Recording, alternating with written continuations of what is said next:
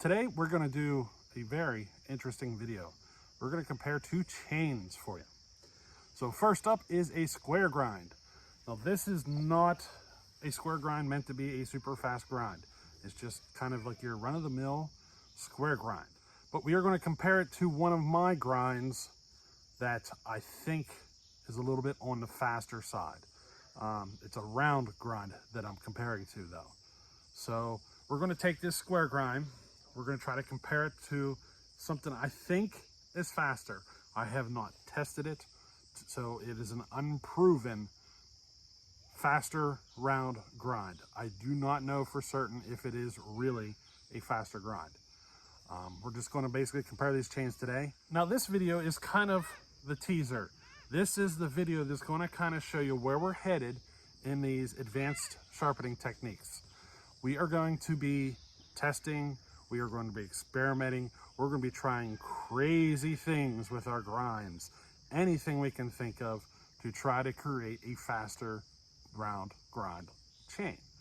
And I think we're going to have a lot of fun at it. I'm still working on putting all the pieces together. So on the last video on this subject, I had put the option there to donate towards the goal because we're going to need a whole lot of chain. Well, I didn't get any donations, but I did have one guy who is kind of giving a donation in a different way. He is sending me chain, not just one chain, not two, not three, not four. I believe the count is somewhere around 8 or 10 loops of chain, somewhere in that neighborhood.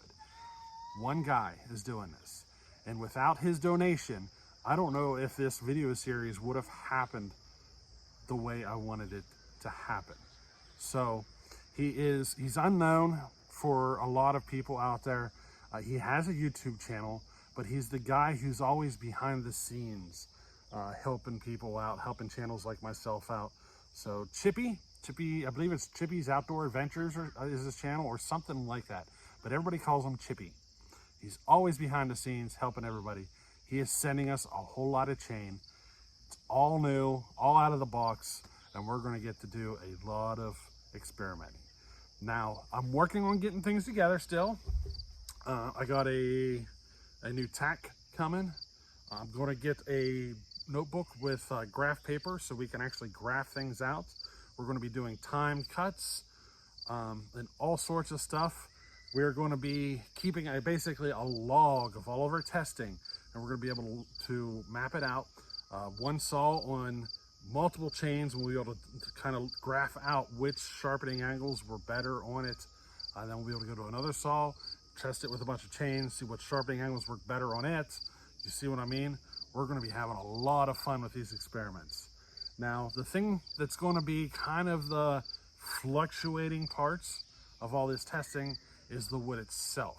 I am just going to be grabbing logs, regular firewood logs, because of the fact that of cost, really. I'm going to be just upfront and honest. For me to go to a sawmill and have cants cut to do really good, accurate testing, the cost is just through the moon.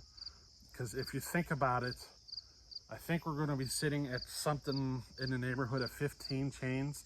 It might even hit 20.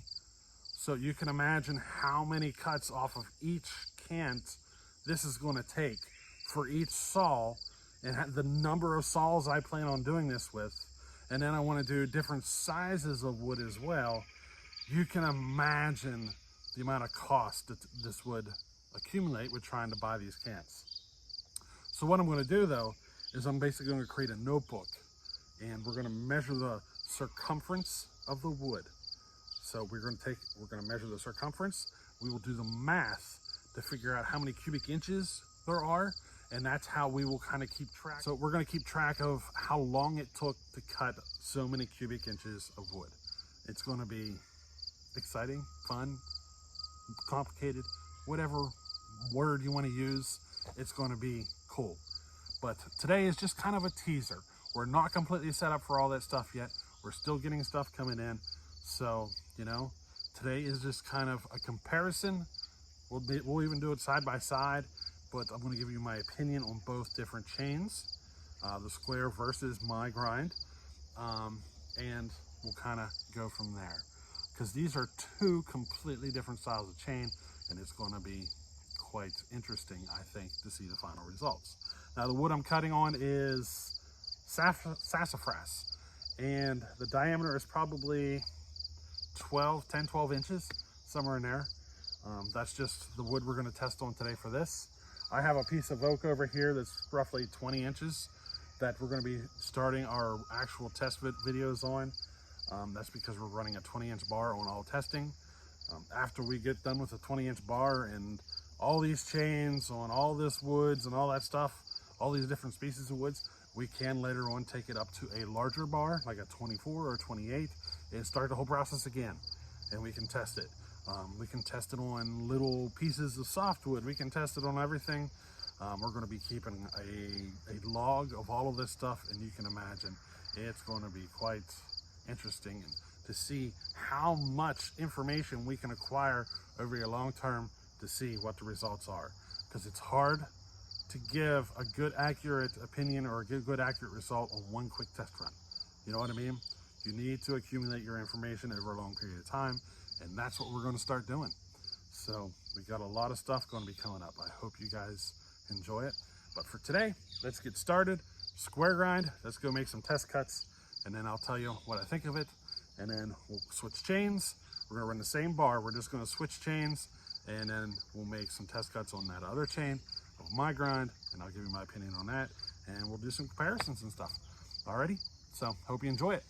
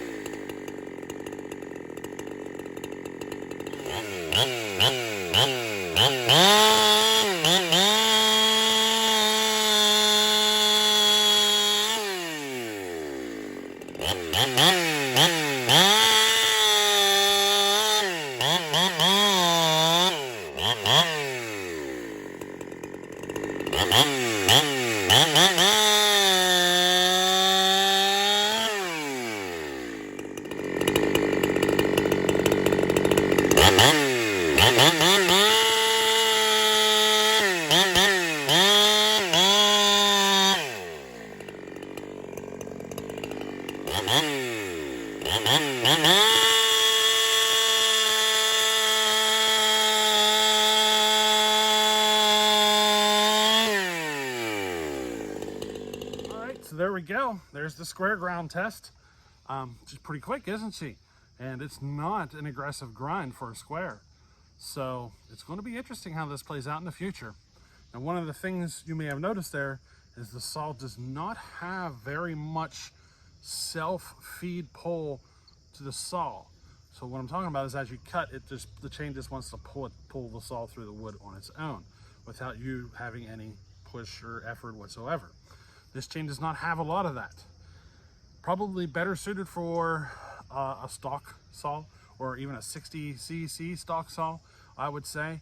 This is a ported 70cc saw. So, you know, the saw is kind of overpowering the chain a little bit.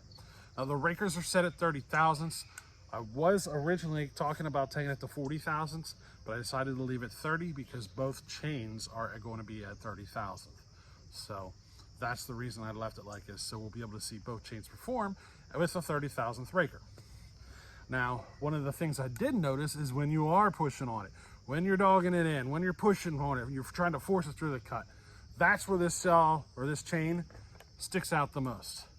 This chain is extremely forgiving for dogging in and pushing on it and all that stuff, which is probably why, or should I say in my opinion, this chain is a faller's chain, a tree faller. Anybody who falls trees, especially for a living, this is the kind of chain you want. It's so easy to control, extremely easy. I mean, every aspect of the cut is completely under your control. There's nothing to worry about, nothing to be concerned about.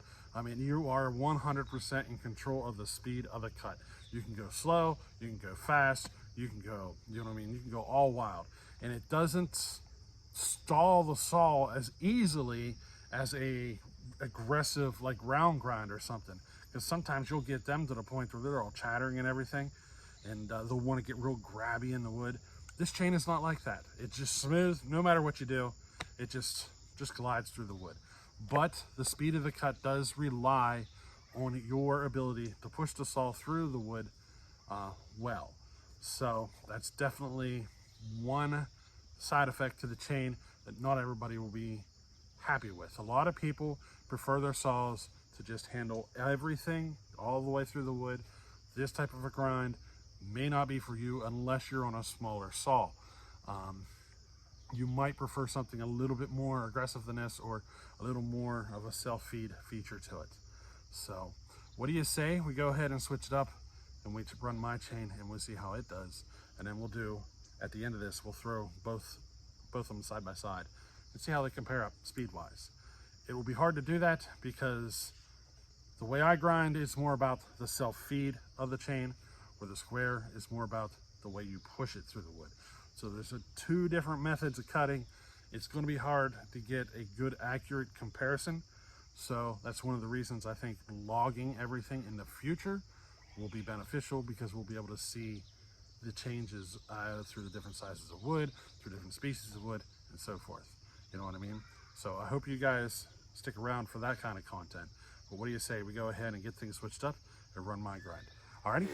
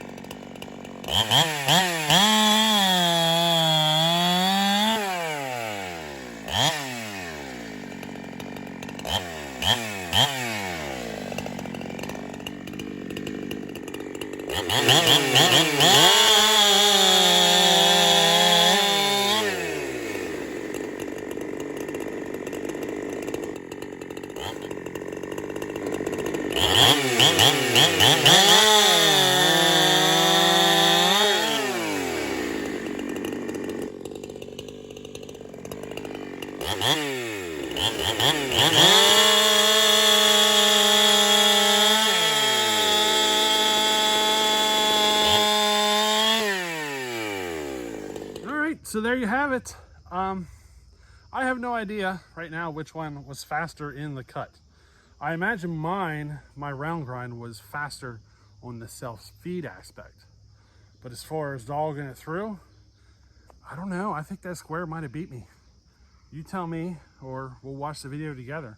But I got a feeling that square might have beat the round on, the force through, or the push through, or the dog through, or however you want to call it. I was having some fun there, could you tell? Whenever I was tilting the saw around and, you know, dogging it in, I had chips falling on my head. I thought it was cool, so I folded the camera back, got a good shot of it, I hope. We'll see. But I was having some fun there. But anyway, yeah, I definitely like the self-feed feature, or the self-feed aspect of my chain. The square didn't have it as much, but the square was way smoother, way easier to control on the dog through, forcing it, pushing it through, which is why I believe square is by far why all the tree fallers really love square grind. I believe that's the aspect, is total control. Is it faster? I'm sure we can make square faster than this. It is definitely a very fast chain, especially when you think of how basic the grind is on this. It is really not an aggressive grind at all. So you can imagine how much faster it can get as time goes on, and we're going to be doing that. So we have one other chain here that is faster than this, or should I say that is ground with a more aggressive angle than this, and we are actually going to be looking to get more of this square ground chain, I should say, and we're going to be trying some other methods. The gentleman who sharpened this up for me, we spoke the other day. We're going to be doing some more chain, and we're going to get into some more. We're going to creative ideas and stuff to see what we can develop out of another chain, and I think that would be cool. I mean, how fair would it be for me to test against one of his chains versus everything I can possibly come up with? You know what I mean? So we're going to do some experimental stuff on the square as well to see how fast we can get it. And I think it's kind of cool that the round and the square are running so close together. I never expected that. I thought the square was going to be a lot faster, but it does look like I am able to achieve a fast enough round that there's not a whole lot of difference there, at least from what I can tell running the saw. We'll have to wait for the video, or I'll have to wait for the video edit to find out for certain. You know what I mean? Now, I hope you enjoyed this. Those of you who stuck around for the last moments of the video, the angles on this chain are ground to 55 degrees on the head tilt, 30 degrees across the top, with a 30,000th raker, and the tilt chain feature on the grinder is set to 10 degrees. Now, a lot of folks out there don't know what I'm talking about. I'm going to be doing a video on that subject, showing you what I'm talking about. That way, those of you who have not experienced it will understand more thoroughly. I'm going to try to do that on the next video, just so everybody is more clearly understood. One of the reasons I love a grinder is because you can adjust things down to the degree and test them and actually do videos and such like this. And I think it's awesome. So that's one of the reasons I love using a grinder. That and consistency. Every single chain will be sharpened exactly the same. No playing with it, no fumbling with it.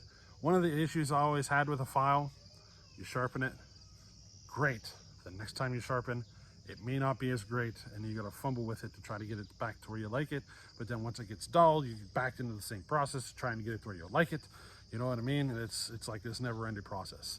I could never get it great the first time, every time. I was always playing with it, and I got tired of it. So I went with a grinder.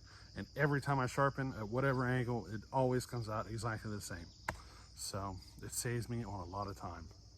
But hey, I hope you enjoyed this one, and we'll catch you on the next one. Later.